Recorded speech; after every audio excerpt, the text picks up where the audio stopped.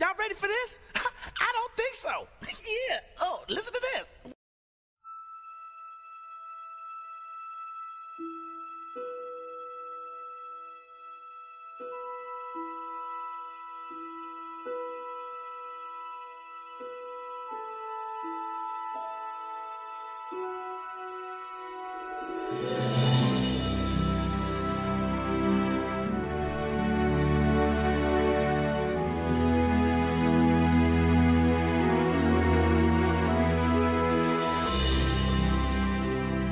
So let's say we were doing geoengineering because we wanted to make the weather a little bit better. There will be monsoon failures during that period, there will be huge hurricanes. The global studies indicate there will be some impact on precipitation patterns. It might involve large-scale regional agricultural disruption lasting a number of years. Potentially 2 billion people could have their food disrupted by such interventions. That the aerosols can, at least in these model simulations or indicated by these simulations, can offset most climate change in most places most of the time for both precipitation and runoff, but it's likely to cause some damage in some places.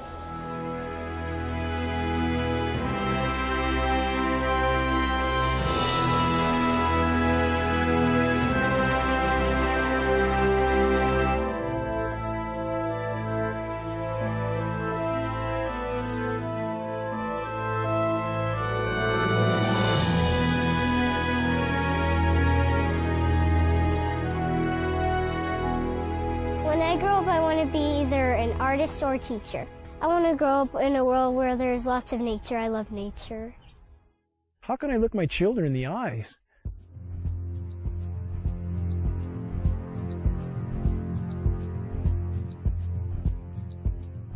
and not try to shed the light on this issue, knowing every breath they take is laden with these metals? I have been forced to conclude that there is no greater or no more immediate threat to anything that lives and breathes than the global geoengineering programs short of nuclear catastrophe. Geoengineering is defined as the artificial modification of the Earth's climate. Geoengineers are proposing spraying 10 to 20 million tons of toxic aluminum and other substances into our sky for the stated goal of cooling our planet. So let me distinguish these two different kinds of geoengineering as clearly as I can.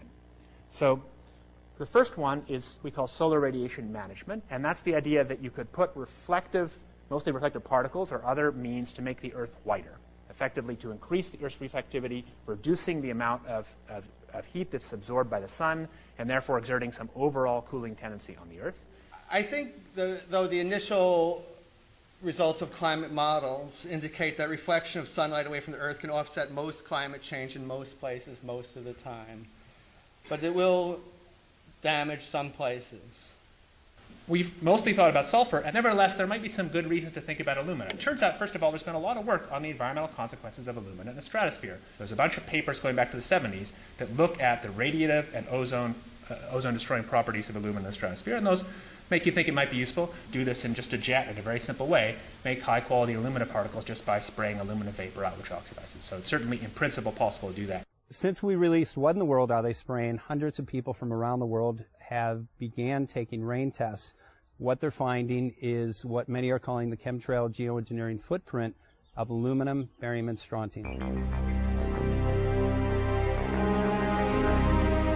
We're finding this well-thought footprint internationally, all over the world, wherever they take samples and get a chemical analysis of rain and snow water. This is quite common.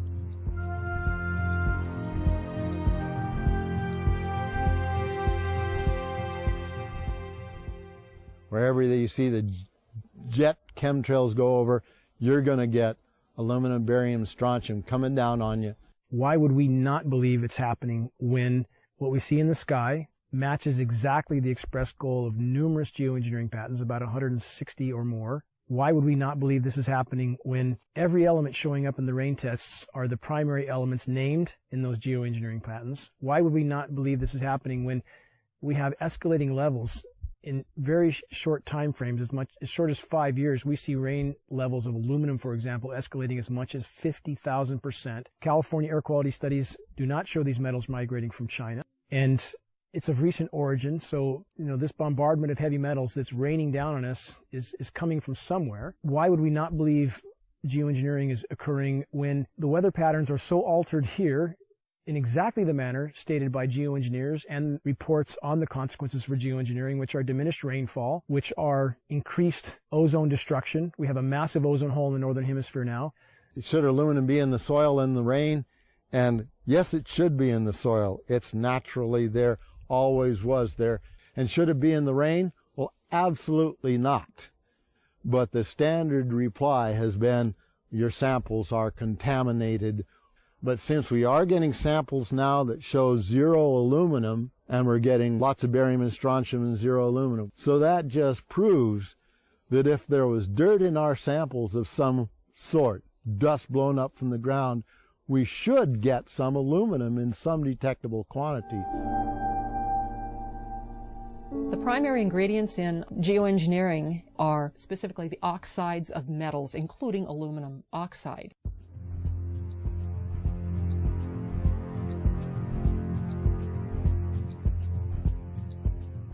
This is devastating to plants, totally devastating. The trees are dying. Why?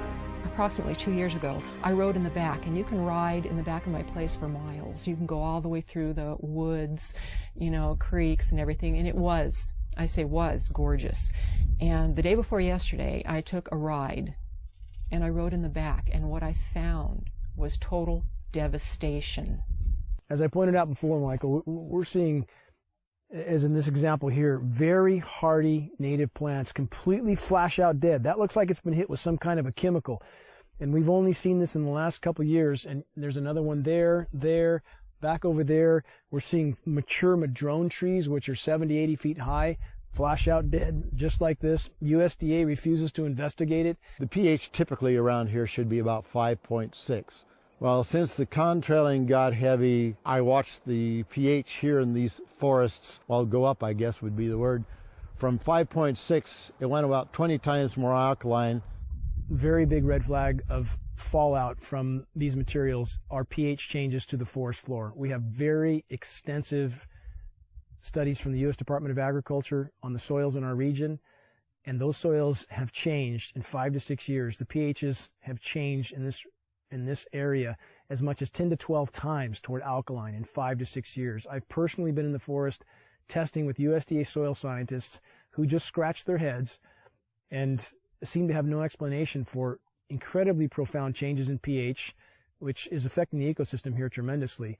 Aluminum buffer action, aluminum hydroxide is what we think it is, plus the barium carbonate, strontium titanate, strontium oxides, barium oxides, probably some aluminum oxides in there, that this has apparently driven our acid soils about 20 times more alkaline to about 6.8. There are simply too many dots here that connect. Our skies are almost never blue anymore. That is a named consequence of geoengineering. The amount of lost sunshine hitting the planet right now is beyond belief. If people look up the term global dimming, they will see that fully 20% of the sun's rays that reached the planet several decades ago are no longer reaching the planet. I mean, that's a profound change that few people even know is occurring. And you have very visible occurrences in the sky from the aircraft, a very visible sun-blocking, expanding, dingy trails that are exactly what geoengineering patents describe. Heavy aluminum, I'm talking like in the 40s and 50s up to 3, 4, 5,000. That's still common. Barium, strontium to somewhere 40 or 50 to, again, about 2,000 or 3,000. Same for both barium and strontium. Where is this mountain of metal coming from? Why is asthma, ADD, Alzheimer's, autism, all elements related in many studies to aluminum or particulate inhalation? Why are these ailments going off the charts with no apparent explanation? Why has respiratory mortality in the continental United States gone from 8th on the list to 3rd in 6 years? And no one seems to ask any questions why every other person has asthma now, why every other commercial on TV is an allergy medication. And again, when David Keith, the world's most recognized geoengineer, was asked on the record, had there been any studies done as to the consequences of dumping 20 million tons of aluminum in the atmosphere, his answer was patently no. While geoengineers claim that their models are to cool the planet, a number of studies now are arising that indicate, yes, temporarily there will be regionally cooling as these particulates reflect the sun. However, they actually at night act as a blanket and will warm the planet. So the question now remains, why in the world are they spraying? One of the things that geoengineering is about when you're environmentally doing something with the atmosphere is that you can be engaged in weather modification. Historically, weather modification in the United States began to be looked upon in the 1940s as something that people would want to do.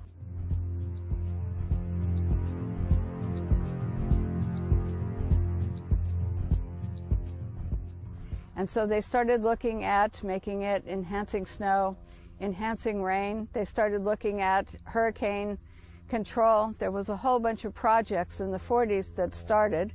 One was Project Storm Fury, which turned into a disaster when they tried to modify a hurricane. I'm Mark McCandlish.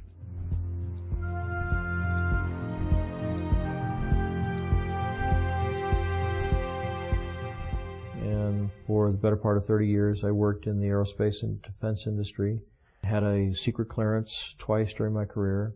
Some of the technology that I saw or participated in the creation of tends to play a role in some of the things that are used to control the weather. The very distribution process is being employed in the aerosol campaign, manipulating the weather, crops, taking over the food production or controlling the food production, the military applications. The process evolved when they realized in the 1800s that you can put things into the environment that will influence the uptake of moisture and where it drops out of the atmosphere again.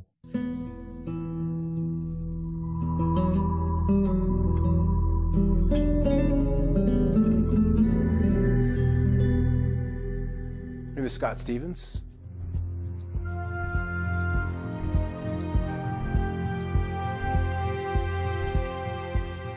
I was a television weatherman for 20 years. These chemtrails are absolutely required to impact whatever weather event they were designing. And the trails were an absolute necessary ingredient for them to achieve their weather modification goals. So we're finding the aerosols, the metal particulates, all of those can be used and leveraged to create weather events that are several standard deviations or outside what would be typically normal. When the geoengineering really got underway with the Russians in the mid-70s, we ended up with snow in Miami. We ended up with frost deep into Mexico.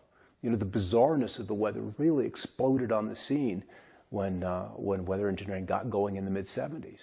The Dakotas, in winter, they recorded a temperature of almost 100 degrees, 94 degrees. It broke the former record by 32 degrees.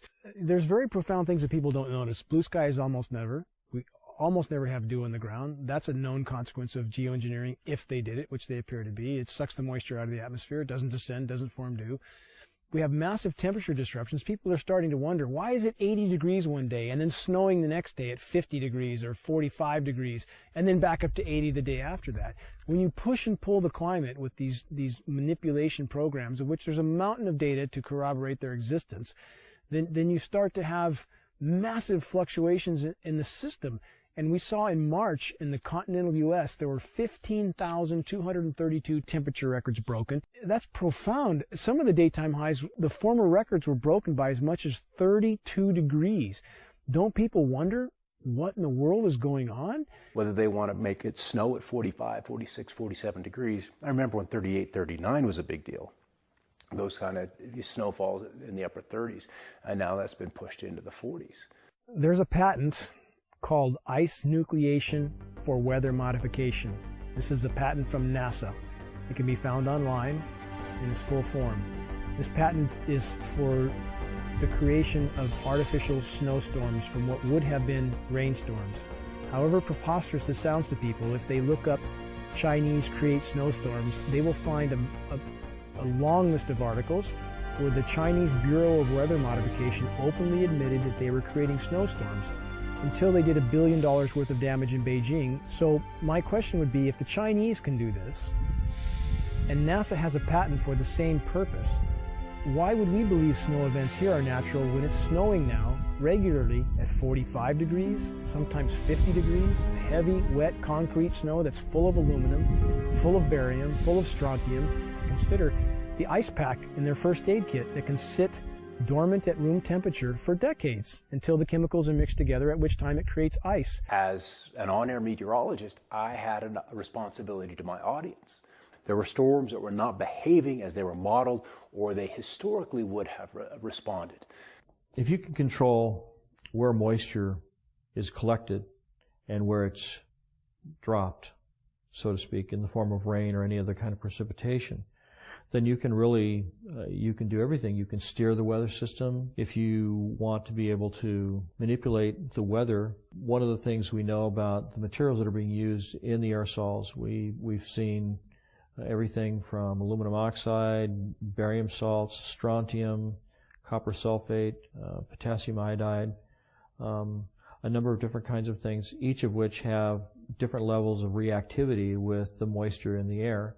Some, like aluminum oxide, tends to sequester the moisture. The aluminum oxide nanoparticles, which are microscopically fine and uniform in size, attract the humidity, the moisture in the air, and it basically forms like a nucleation process where the moisture condenses on these particles. With cloud seeding, the cooling will be achieved by making clouds reflect a bit more sunlight back to space than they would otherwise, and less sunlight reaching the surface would tend to cool the planet. These aerosol particles act as something called cloud condensation nuclei, and these are sites where these particles act as sites where cloud drops can form. Well, the one thing that we know has happened is because these are nanoparticles and they float like mad with a little bit of moisture added to them, they go over the Continental Divide and they dump all of California's rain into the Mississippi Valley, which is the reason they're having floods and tornadoes and fierce storms and odd weather back east. The effect here in California is drought. Now then, if you hit that area of the sky with a beam of a particular kind of radiation, and you can heat those particles up, just like heating up, your cup of coffee in the microwave, these particles begin to vibrate and resonate if you use the right frequency of RF energy, that they then heat the surrounding air, and they will take all of that air and the moisture that's in it to a higher altitude where it's much colder, and it'll condense and then become a low pressure system. Well, there's a couple of locations where they tend to be very interested in leaving their trails. The big one and the surprising one for me is under areas of high pressure, where you would expect to see the blue skies, the dry conditions. Those are prime targets for trailing. A couple of reasons. High pressure is stable. It's relatively still. We've got the clockwise flow around it, and if you accentuate the high, and so it's very easy to add those particulates of aluminum, barium, and whatever else they want to put in there, and as you add heat to that, those particulates then radiate the heat into the atmosphere, and it warms. And what does a warming atmosphere do? Boom, it expands. And so that's one way. It's a very simple way, but it's very apparent. Because under the high pressure, it's supposed to be quiet, it's supposed to be still, it's supposed to be blue, and we're not seeing that. Then as the storm approaches, the high begins to recede, and then they're running the flights back and forth, back and forth, back and forth, and literally seeding the leading edges of the cirrus. So the cirrus canopy is accentuated. That cirrus canopy, which would maybe be 200-300 miles out ahead of a cold front, is now 450 miles. Based on geoengineering data, it would appear the Pacific Northwest gets an excessive amount of the fallout from these programs because much of the weather, much of the precipitation and the storm tracks and the jet stream move across us. So, as stated by globally recognized geoengineers like David Keith, that's the type of area they would want to seed these particulates as incoming fronts start to cover landfall, And that's exactly what we see here. When there's any kind of incoming front, we see jets everywhere. The global studies indicate there will be some impact on precipitation patterns, and obviously there's a lot more opportunity for work in that area. After studying my time-lapse surveillance, one of the reasons I discovered for the trails was that the persistent ones would break, they would misshapen or deform, and other planes would come along and precisely mark off those locations of deformation. And you're not going to get that with a regular fleet, so this had to be one of the primary purposes for chemtrails, in my opinion, was to measure off where we have these discontinuities showing up in the atmosphere. And in doing these actions and discovering those zones where there's different energies in the atmosphere, I think that plays very closely into their weather engineering programs of mark, surveil, and then that data goes into a weather model that they can then use to forecast or, once again, engineer the weather to their designs. But you can also influence what happens locally with the atmosphere by painting the materials that these aerosols are made of with different kinds of radio frequency or RF energy, radar, microwave, the HARP system. You know, HARP is an array, a field of antennas, radio frequency antennas. They're 72 feet tall, and they have a cross dipole across the top that's about 60 feet in each direction. 180 of these are in the array today, so you can imagine this field of antennas. What happens is by firing each one, they produce radio frequency energy that normally comes off of an antenna, spreads out rather rapidly. Same principle.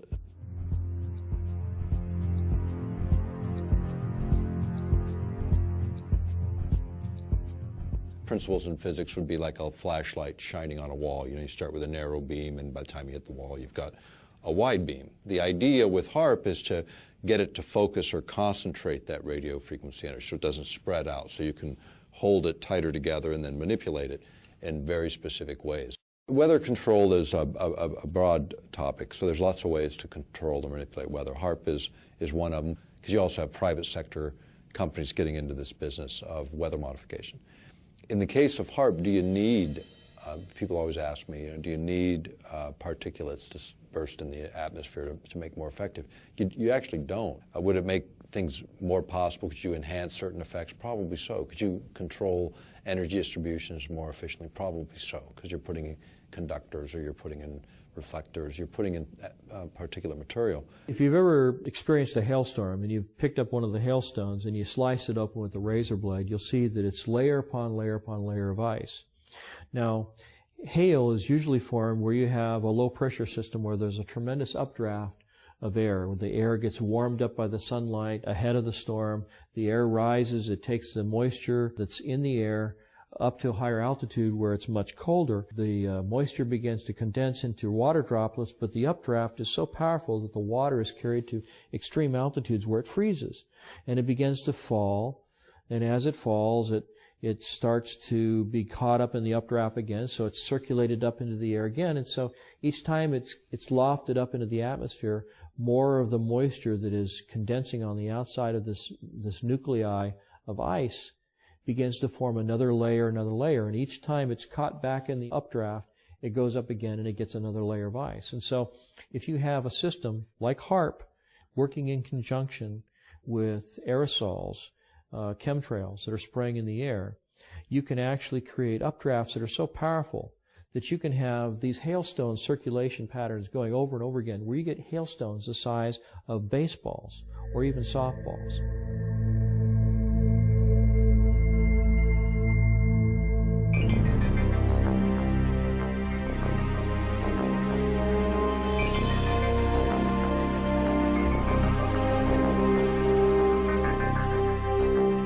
Weather has always been a strategic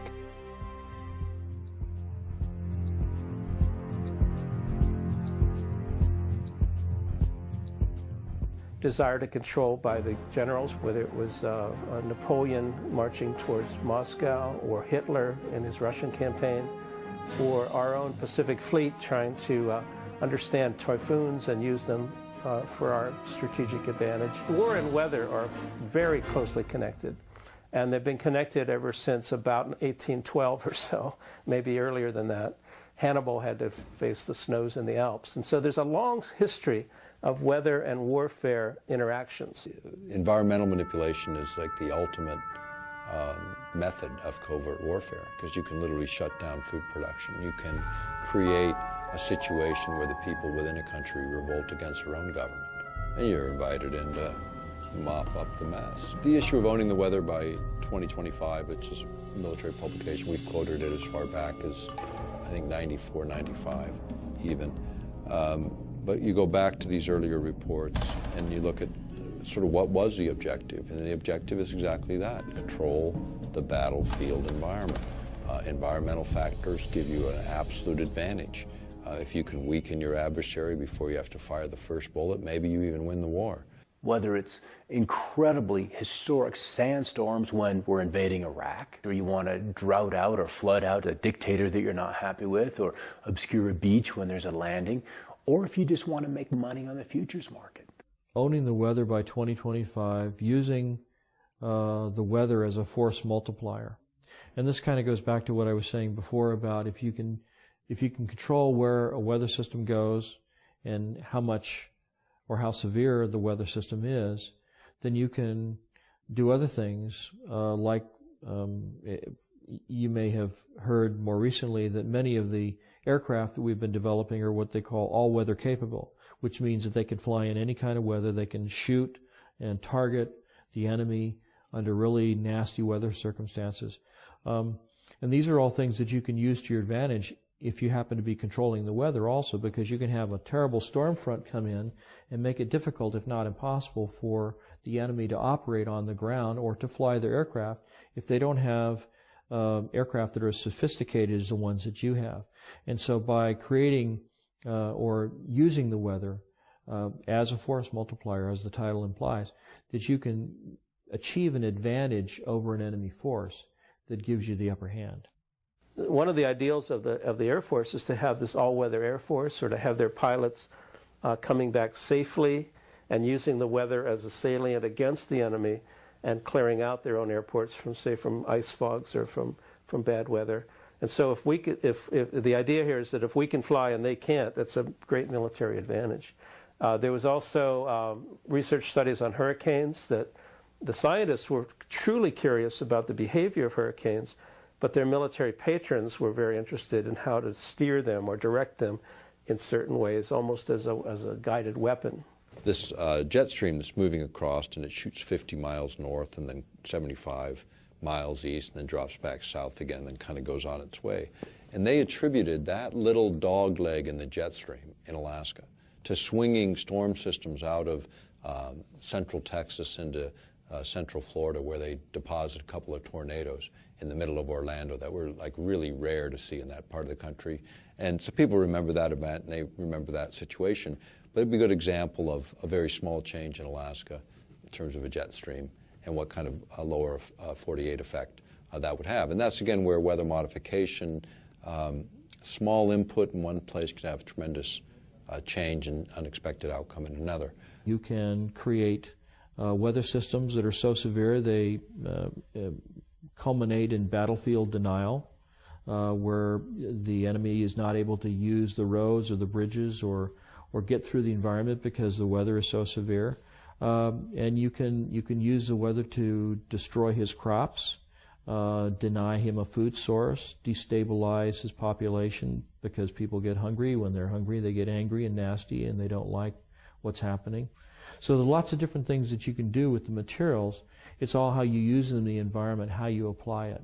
One of the biggest concerns of early cloud seeding, weather control activities by the General Electric Corporation, came from their lawyers who thought that the corporation was totally vulnerable to lawsuits, because if they started to make fair or foul weather, the people down below in Massachusetts or downwind of Schenectady could institute massive lawsuits that could put GE out of business.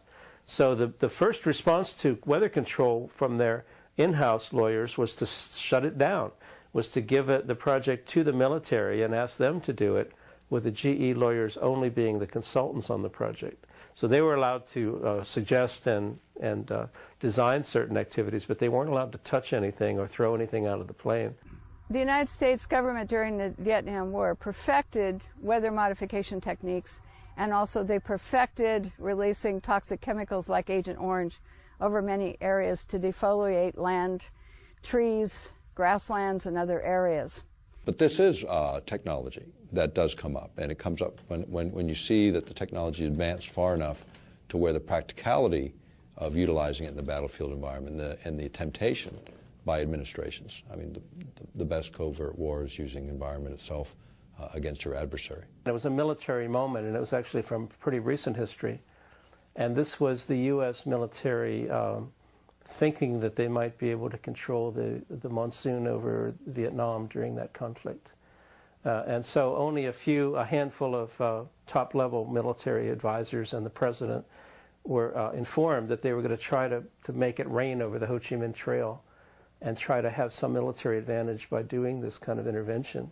When you start talking about manipulating the environment, we have treaties that go back to the mid-70s that forbid this, number one, as weapons of war. So the perfection of weather modification took place, but it became apparent that using weather modification for wartime purposes was not acceptable to the United States government and other nations of the world. So therefore, the NMOD Treaty came into being and was signed by the United States government after passing Congress. The reason it was signed and implemented was because it would ban warfare, weather modification techniques and use during times of war.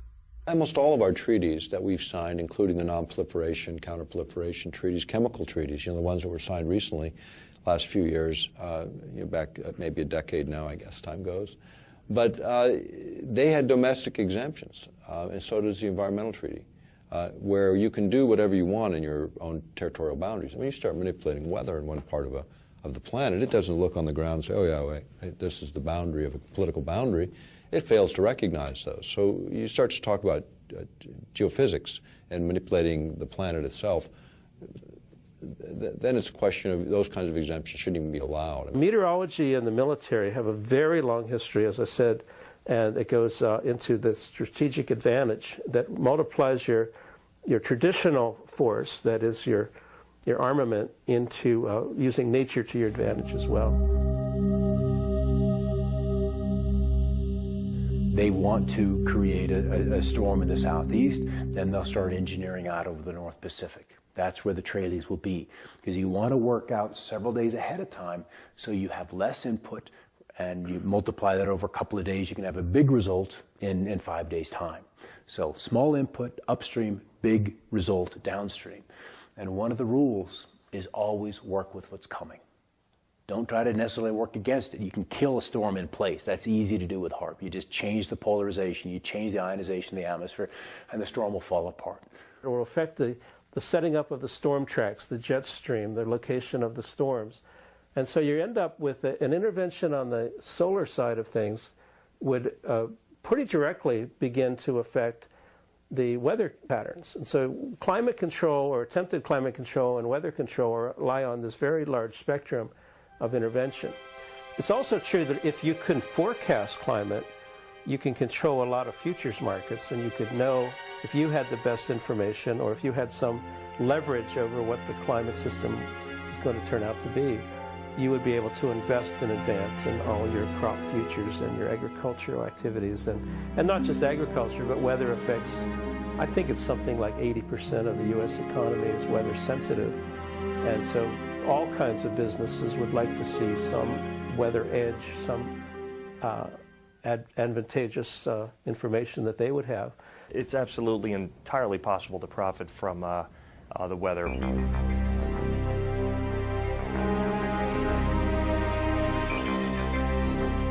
My name is Michael Agnew. I'm an independent trader.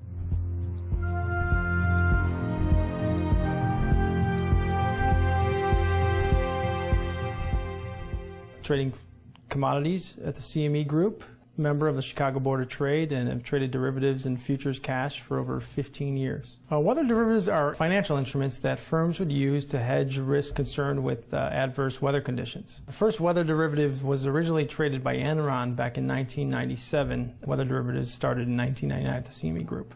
big utilities, reinsurers to hedge against hurricanes or tornadoes or flooding, some sort of catastrophe, hedging against a cooler summer or a warmer winter. Let's just say I was insuring a product for $5 million, no matter what it was. Let's say if I was a utility company, a farmer, whatever it was.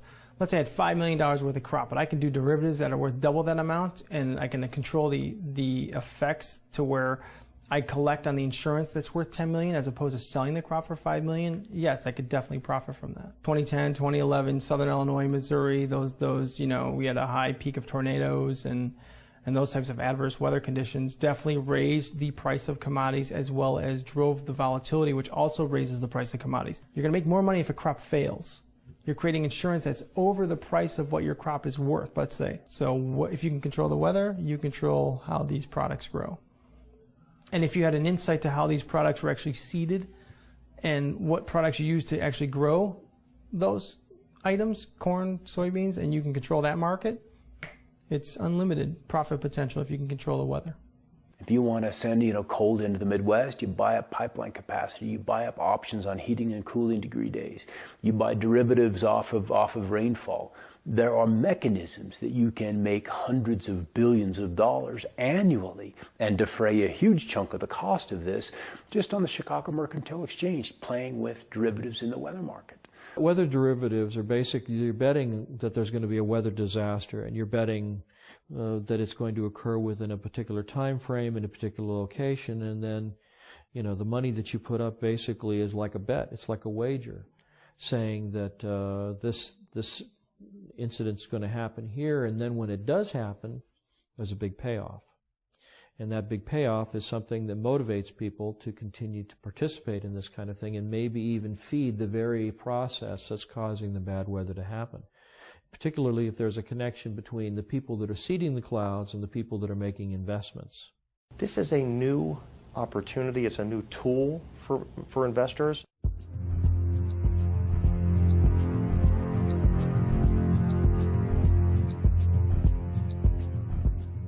Even if someone has no interest in, going on the offensive side and buying things, it definitely behooves them to be aware of what's going on out there. The extreme weather is here, and it's not going to reverse itself. The weather event has to be severe. Ionospheric heating, in fact, these instruments, when they were first utilized, which is in the former Soviet Union back in the 70s, they started out, and they still call these ionospheric heaters because in one mode of operation, you can literally create above this instrument on the ground, you can heat an area up to 30 miles in diameter in the ionosphere. So you heat it up, and by heating it, it literally raises it. So then imagine this column moving up several hundred kilometers out, and then the lower atmosphere begins to rush in and fill that vacant space, that void. And as a result, you're altering pressure systems for quite a distance, which of course alters the weather. You're also able, if a jet stream is coming in the air, you're able to alter its course. And if you alter a jet stream, even a small amount, then the swing factor on the other end, you can move it so you're moving storms, say, out of the Midwest onto the East Coast, or this kind of thing, by just swinging it high in terms of its flow and getting it redirected. Okay, so now if we look at precipitation, much has been made of this issue of damage from precipitation. Which the particulates that these trails have introduced into the sky are, let's just say the storms can develop more violently, more quickly, in places that are not necessarily as where you would expect them to be. And so we see more flooding. We see more intense droughts. We see rainfall rates of 1 to 2.25 inches an hour that are just bizarre. And sometimes even rainfall, 1.25 inches a minute is just unheard of. And so you have an area that's already been heated by the sun's rays, and then you have the aerosol drift in over that area, and it's reflecting both ways. It's reflecting the heat of the sun back out, but it's also trapping the heat that's already been created there by the sunlight. So it will actually create more heat and trap heat inside and closer to the atmosphere. It can actually exacerbate global warming problems. And if you become more aware of what's happening, where the global commodities are, what extreme weather events, you're one step ahead of them.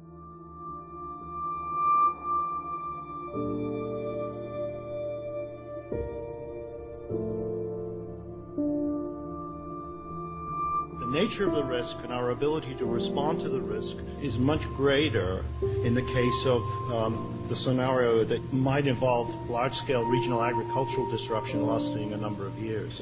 So the agenda was drought. The agenda was to kill the storm, at least in that one particular spot. You see a tremendous and significant loss of property and crop production. Many times this will cause farms to go out of business. And when farmers go out of business, they usually have to sell. And then if there's somebody waiting in the wings to buy their land and then turn that land over to the production of genetically modified crops, you can see where there would be kind of a strategic advantage there. There's something that happened in the Midwest, and I'm sure everybody's heard about the flooding in the Midwest. And what happened is George Soros and his big corporate monolith went in and started buying up the farmland. So not only is it creating all these stresses, it appears to be a corporate land grab. In other words, when the farmers, the small farmers, go out of business, they're wiped out through these droughts and everything, then the big guys come in, buy up the land. And if you think of Western history, there's a lot of it concerning water rights and even water wars. And so they were shooting about access to water to water your livestock. And now people are thinking, or at least the people who are involved in weather control sometimes think about the river of moisture above our heads, and geez, if we could just tap that. But that too is a water right that would involve access to people that felt that maybe they had prior rights over it. You're reducing the food security of people through deploying these kinds of approaches that potentially 2 billion people could have their food disrupted by such interventions.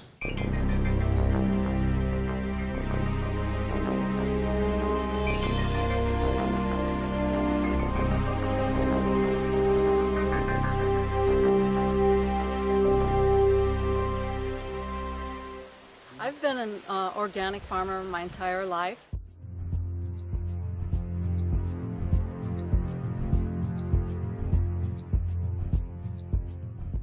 And I've been, in the last 8 years, been certified organic. And so I've been growing food in a way that feels healthy, where I have the most energy. And now it's not so healthy. I want to pass a really nice, healthy soil, rich soil, earth on to the children and have it be fertile. My name is Joel Gil Coca. I've been farming in this land for about 5 years.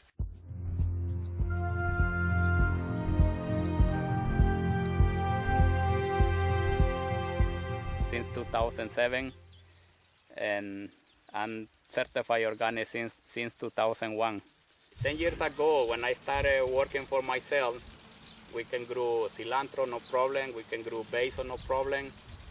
We can grow Chinese cabbage without get trouble, or any vegetable.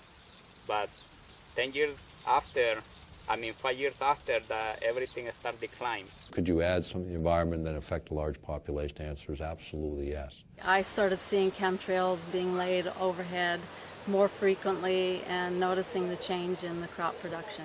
What we see in our area, anytime there's convective clouds, anytime there's a large cumulus cloud forming and beginning to rise, we hear aircraft in the vicinity, we see them actually flying over these convecting clouds, and then in a very short time, before those clouds generally will drop any precipitation, we'll see the entire cloud more or less dissolve into what looks like a massive smoke bank.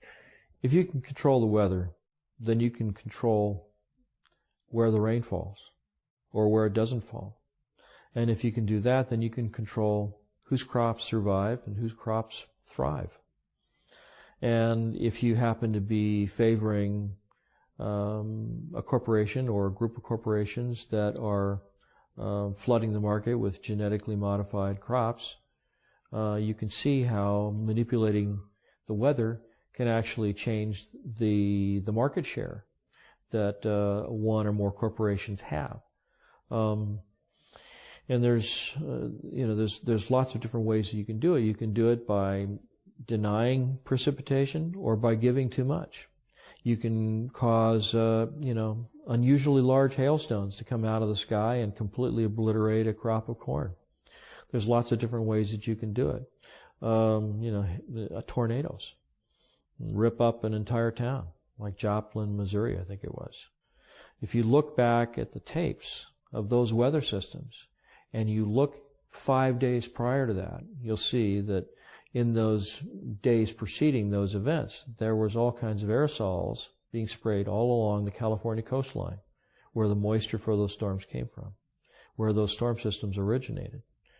It's insidious when you think about it.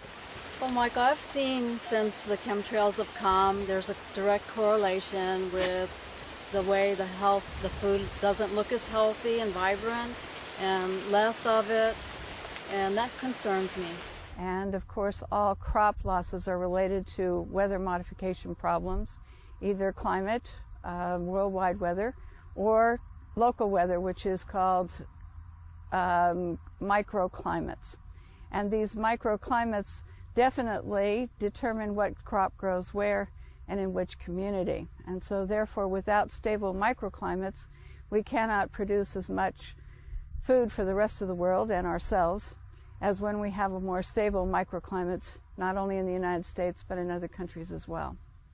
We fertilize it really good, and they still have a lot of trouble to produce. And I think this is not fun because we're losing a lot of money put them into this kind of production. In 2008, 2009, 3 times I lost my complete planting of Chinese cabbage.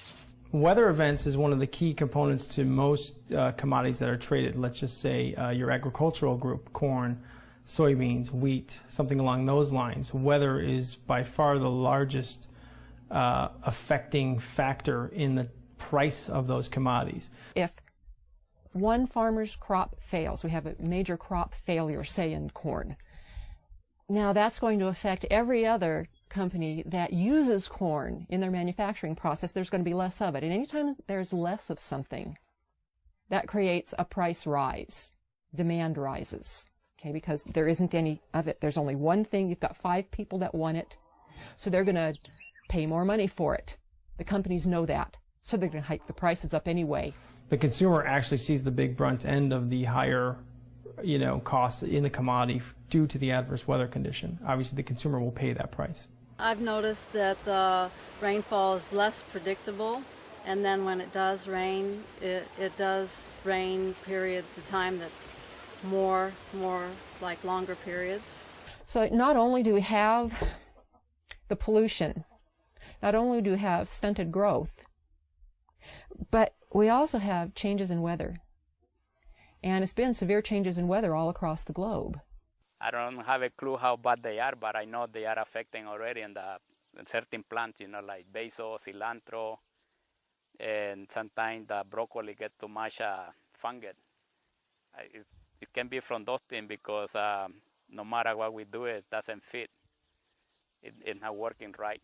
It appears to be a fungally related ailment, and if one looks at the species extinction rate, which today is estimated to be 1,000 times natural variability, that's 1,000 times normal, a figure you'd think would alarm most reasonable people, which is 100,000% of normal, and 70 to 80% of that extinction, plant and animal, is related to fungal infection.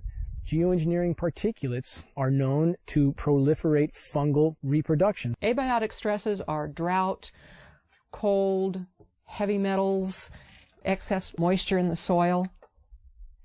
And Monsanto has a patent that actually addresses all of those abiotic stresses. And the plants that it addresses is everything from apples to zucchini. 2011 was one of the worst years for things that create abiotic stress. They had 12 worldwide severe weather problems. This destroyed a good portion of the food supply. Now I'm having a hard time growing cherry tomatoes outside under these conditions, and I've turned to having to build a greenhouse where I'm now growing large tomatoes, heirlooms, and they are producing really nice big tomatoes. I see that the tomatoes that I planted now are really healthy and the ones outside are dying. The Midwest grows 40% of the world's corn, and it does have a tendency to flood. So we can expect more and more flooding. According to the statistics, the EPA statistics say that there's going to be more and more flooding. Monsanto is one of the world's largest chemical companies.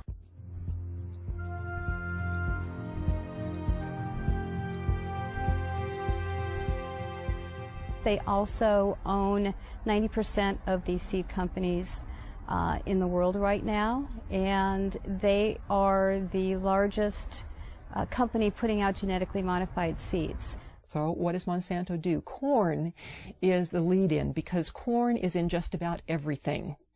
Corn is the main crop, and Monsanto leads in with corn products before it does anything else. So what we have is Monsanto leading in with a drought-resistant corn and an abiotic stress-resistant corn. The drought and the flooding, it's all the same patent. Monsanto has a patent for abiotic stress.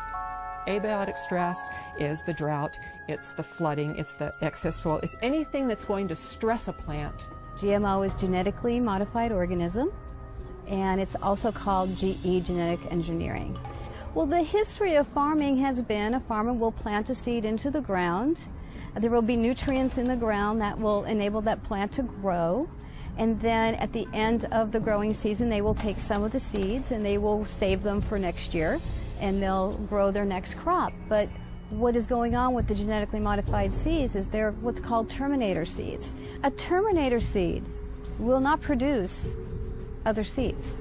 With the terminator seeds, these farmers have to go back to Monsanto every single year and purchase these extremely high-priced seeds. There have been studies outside of the United States showing that genetically modified seeds, the plants that come from them, are extremely harmful to humans and other life on this planet.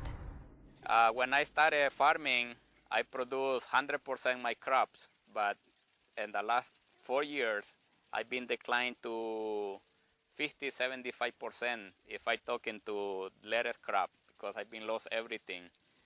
And that's why I start moving all different crops so I can cover the loss. Well, my food production has declined at least by 60% in the last, 10 years. I've noticed banana stalks are smaller, and certainly the tomatoes, I'm hardly getting any. I used to get bushels of tomatoes, and now I can barely get a bowl. My concern, it can be, it's possible if we're going to run out of business if they continue doing that. They really need to stop it doing. That's all I believe, because we cannot change the system, the mother nature. We have to keep going the way it is. It's not possible. On the other hand, heat stress is going to be one of the things, or thought to be one of the things, that might limit production of crops throughout the tropics. And so there are some questions of trade-offs of, if you think you're going to benefit many people and harm some people, how do you deal with this issue of equity, and what are the options for dealing with that? A really interesting thing that I found is that the EPA has concluded that incidents of heat stress, drought, flooding, cold, any type of abiotic stress is on the increase. And loss due to that is going to double by 2030. Then you put yourself up as the solution. So when all of this weather comes and wipes you out, or you have a drought problem, drought, we've got the seed for you. Here's our drought-tolerant corn just for you, and it'll solve your problems. Oh, by the way, you have to sign this agreement, this 40-page agreement, so that when you go ahead and plant these seeds, you now belong to Monsanto. The weather disasters seem to be directly correlated to an increase in Monsanto sales. So there will be the have and the have-nots. And one of the things that's being discussed under global geoengineering is which countries will be the haves and which countries will be the have-nots when that type of climate remediation is undertaken by many people at a certain level, mostly private corporations funded by the U.S. government, they are hoping. The fact that it's cheap isn't necessarily a good thing at all, as I'll come to in a second. The fact that it's cheap is part of the hard problem of governance. The fact that it's cheap means any small state or even conceivably individuals could do this, and that is a very dangerous thing. There's only probably under $10 million per year, and maybe far less than that, being spent on geoengineering research. It's a mix of a handful of government grants and some private money, including support from Bill Gates. Bill Gates invests in geoengineering. Geoengineering destroys crops. Monsanto supplies the seeds to replace those crops. Bill Gates invests in Monsanto. So Bill Gates makes a ton of money, Monsanto makes a ton of money, and the small farmer gets squashed. Corn prices go higher because of a severe drought in this country. Where 41% of the country, or the world's supply of corn comes from. So corn prices are higher, the farmer has more money, so what does he do? He buys fertilizers, which drives up the mosaic stock, or he could purchase genetically modified seeds from Monsanto. You've got severe drought in Africa. In 2011, there was a severe drought.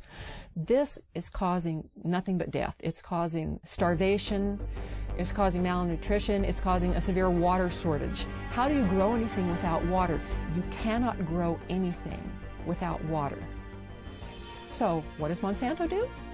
They say, oh, we got a drought-tolerant corn for you. There's been an excessive push to get bioengineered crops into Africa. They look at severe conditions as an opportunity. They're disaster capitalists. Okay, so here you have farmers, and they've got flooding, they've got droughts, they've got everything that totally wipes them out. So what happens? Okay, if they plant it early enough in the year, they can go ahead and try and plant again. So buy more seed. Okay, buy Monsanto seed. So they're just raking up on that end of it. Okay, so if you can create enough weather manipulation, you can shorten growing seasons, you can create enough of that disaster, and you've got the seed supply, they've got to come to you.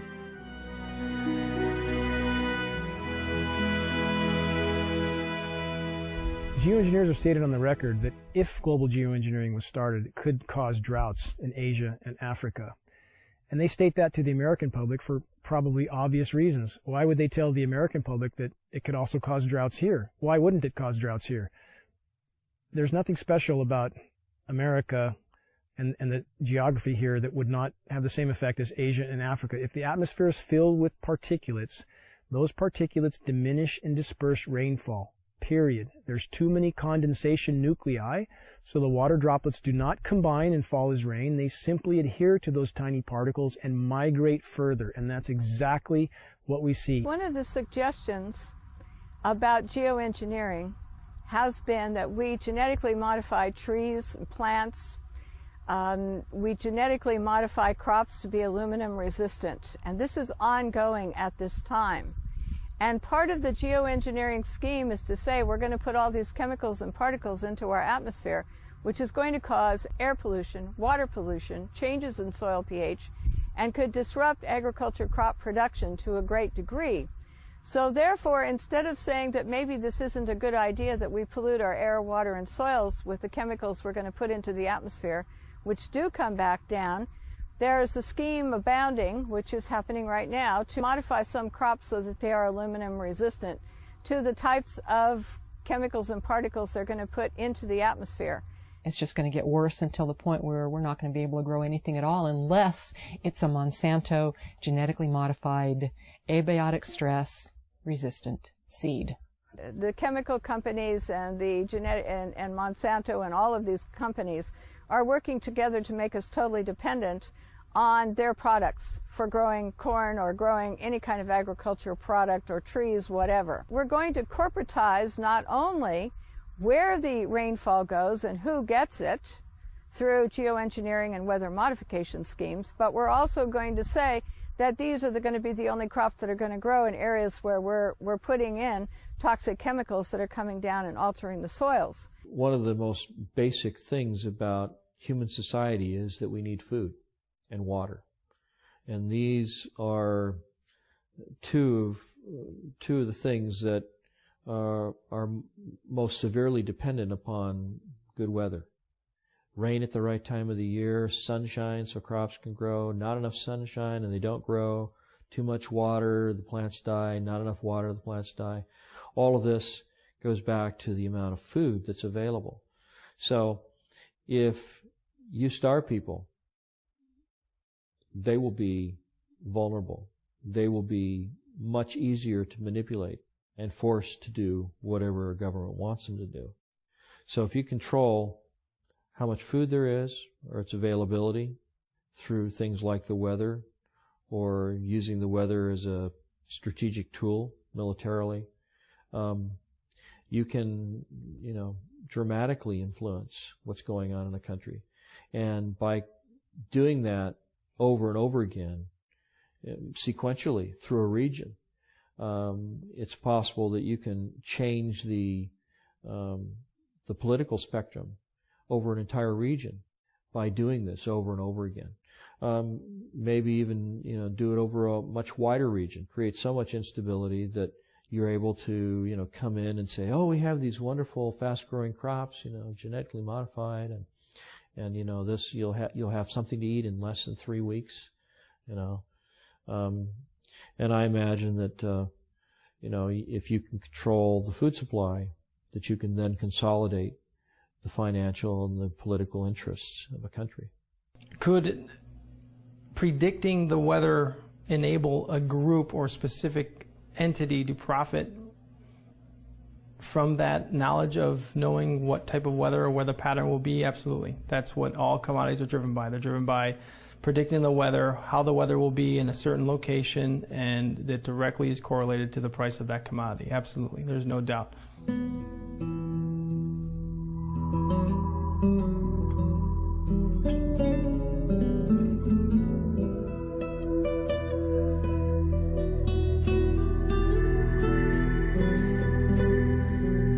While there are a number of agendas associated with these damaging programs, one thing's for sure: they can be used to control our weather and thus corporatize every natural system on the planet. This enables certain individuals to consolidate an enormous amount of both monetary and political power into the hands of a few at the expense of every living thing on the planet. Just by definition, the geoengineering programs are a direct assault on the most elemental aspects of nature. What we're doing when we modify the weather is we're changing the world's climate and we're changing the microclimates, and we are doing it. There are things we can say for certain. There's a mountain of metal raining down on us. We are certainly breathing that metal. We have documented from the computer modeling some unintended consequences. If such a contamination is present, shouldn't we investigate? Shouldn't local agencies investigate, which they have patently refused to do? There's no question that large-scale climate engineering is untested and dangerous. I would disagree quite strongly that it doesn't exist. I think that the capacity to do it in engineering terms most certainly exists, and that's part of the reason we have to think seriously about how we manage that. We are breathing a mountain of metal, and that can't be denied. If geoengineering continues and the weather manipulation continues and genetic modification continues overtaking, we're going to lose our ability to grow good, nutritious food. We are going to lose our ability to thrive. I personally consider this ongoing toxic dumping into our atmosphere to be, along with nuclear radiation, the most dangerous threats to our health and to our environment. We've seen UV scales go off the charts, which are a known consequence of geoengineering, ozone destruction. We've seen rainfall patterns disrupted in ways that meteorologists don't seem to be able to explain or predict. The challenge that all of these weathermen face, all of them, whether they're aware of it or not, sooner or later they will be aware of it. And I went through a period after the epiphany of, how did I not see this sooner? How? I mean, seriously, I'm supposed to do this for a living. How did I not see this? We seem to have lost our moral fiber and our ethical compass when we talk about that we all should live within an experiment that somebody else is conducting. If you knew or could predict the weather at any given time, in any given area, then you control the fate of mankind and what they pay for everything. Washington is not responsive to the average person. It's responsive to commercial interests who can spend millions on campaigns now without restriction, who literally drive the policy making in Washington, D.C. I guess I'm under the belief that you can't control the weather. You know, I hope someday we could control the weather. Power becomes an addictive thing. We're taking what the Creator has created, usurping His authority, and bringing it under the authority of corporations. I'm worried that one person or one group would try to have that much leverage over the whole planet. I don't believe that anybody has the right to play God, especially when they're putting particles and chemicals into the atmosphere, which there's unintended and consequences that are known. We don't know it all. We cannot assume the role of Creator without dire consequences. This is not a good idea, and this is not a reason to take and do a test. The atmosphere and the earth belong to all of us. It provides the food we eat, the air we breathe, the water we drink, and no one should have the right to own it. The biosphere is at risk from top to bottom. Though you have climate scientists calling for emergency geoengineering due to events like methane mass expulsion, which appears to be occurring in the Arctic. It would have a significant impact on the way that we operate. Notice it also has enormous political, social, and economic implications. And so we don't want to have some giant planetary oops, I mean capital oops, in which you have a loss of life. It's much, much harder to actually figure out the environmental risks and effectiveness of these new methods than it is to cook them up. They're creating an artificial environment to replace the natural environment. Shredded ozone layer, global drought, toxified soils, poisoned populations. Don't these issues matter? Affecting ecosystems in ways we've never been able before. The whole concept of literally playing God with the technologies we have at our fingertips today. And however the climate changes, wouldn't we be better to let the planet react on its own instead of trying to play God? It doesn't have any benefits to society at all. It doesn't benefit the plant, it doesn't benefit the farmer, it doesn't benefit the environment. It's all about money, and weather is another form of commoditizing, a way the Central Command Group can commoditize another form of our life. As the EPA has stated that there is going to be more weather, and they're attesting it to climate change. Well, I agree. It's changing. The weather's changing. Now, the real issue is it natural or is it man-made? And if it's man-made, who's doing it? Is it the geoengineering guys? That's what I believe as geoengineering continues, that whatever changes are happening to the planet, we will exponentially worsen those changes and poison everything in the process. And indeed, with the amount of metal falling on us, that poisoning appears to have been occurring now for quite some time. Why are you spraying that stuff in our sky? It's accumulating massive amounts of wealth in very few hands, and that's what they're trying to do in all aspects of these economies. The money's not worth it. This is my future. I encourage people to get involved in the projects they're interested in, whether it's this one or some other one. To thrive, we need to organize locally, nationally, and globally to expose and stop this practice immediately. Please quit free riding on our future. But do what you can do, and I think that's really the answer for all of this, is recognize that there's a network more powerful than the internet. It's a human race, and we are connected in a way that's quite powerful. The fact is, acting on what we know to be right and true, doing something about what we care about that we can do. Please tell everyone you know about this. Bring this message to community meetings, demonstrations, and other public events. The work we're doing will provide cover for others to come out. And I'm most interested in whistleblowers.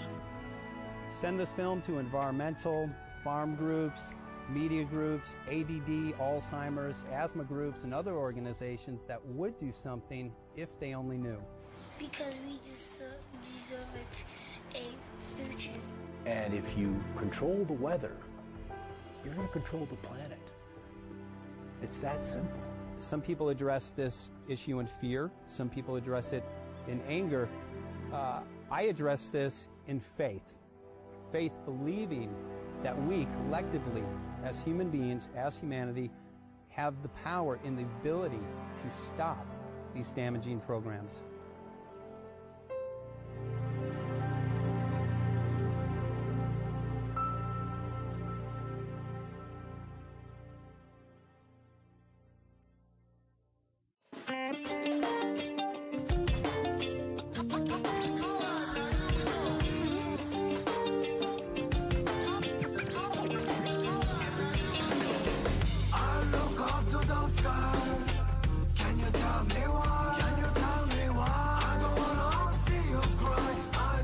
wanna see your smile, baby. I look up to the sky. Can you tell me why? Can you tell me why? I don't wanna see you die. I just wanna see your smile, baby. Me look up in the sky and me can't see clear. Blue skies are gold and white, lines appear. Them say it's natural, me not believe them. Them say it's vital, me not listen to them. Something strange is going on. Feel it in my heart, sensing something strong. Gotta save the future, put the rumors to rest. Gotta help the children and give it the best can. Stand around and be blind to the fast can. Taking no more, how can they relax? I look up to the sky. Can you tell me why? Can you tell me why? I don't wanna see you cry. I just wanna see your smile, baby. I look up to the sky. Can you tell me why? Can you tell me why? I don't wanna see you die. I just wanna see your smile, baby. Living on earth, we must respect the earth. Human and animal, we all deserve the right to peace and opportunity. But nowadays we are blind, we can't see. Hidden agenda, we can't surrender. Children, our future, we must remember. Oh, don't know what's going on. Yeah, we must stand up for the earth. Oh, don't know what's going on. Turn down, we must stand up for the earth. I look up to the sky. Can you tell me why?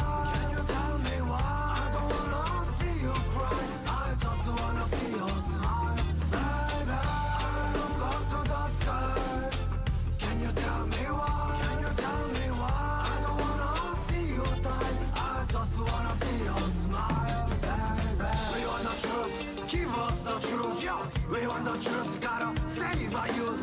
We want the truth, give us the truth. United wanna bring out the proof. Living on earth, we must respect the earth.